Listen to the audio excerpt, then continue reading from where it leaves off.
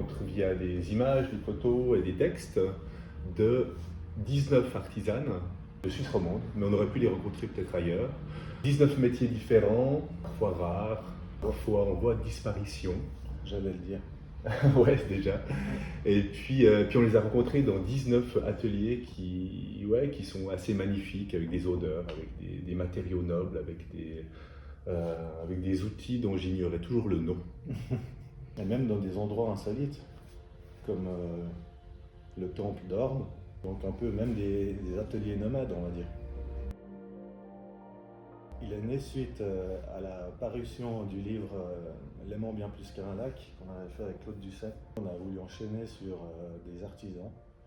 Et puis après avoir fait Berthier, la forgeronne, on s'est dit bah, ce serait bien de faire ça, mais qu'avec des femmes.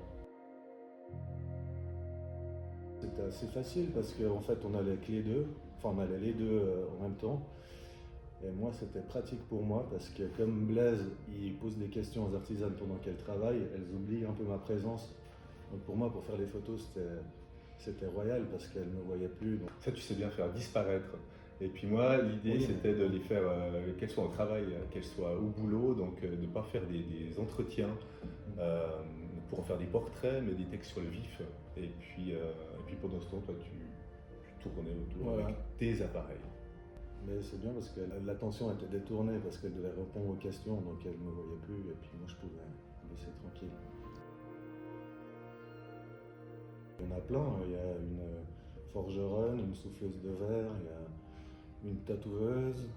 Métier à tisser, Ouais. le cuir, le papier. C'est quand même toutes des femmes audacieuses, inventives, qui sont optimistes, qui donnent envie,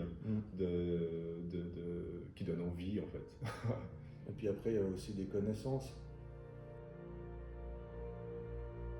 L'artisanat dans notre société qui est industrialisée, virtuelle, société de consommation, l'artisanat c'est presque un acte de résistance, c'est la qualité plutôt que la quantité, c'est l'être humain, c'est des gestes, c'est le corps, c'est des mains, plutôt que des chaînes de production et puis de l'uniformisation. Puis en les rencontrant, en fait déjà ces rencontres elles font du bien, et puis c'est peut-être parce que c'est la réconciliation entre la cervelle, mais aussi les mains et puis la matière.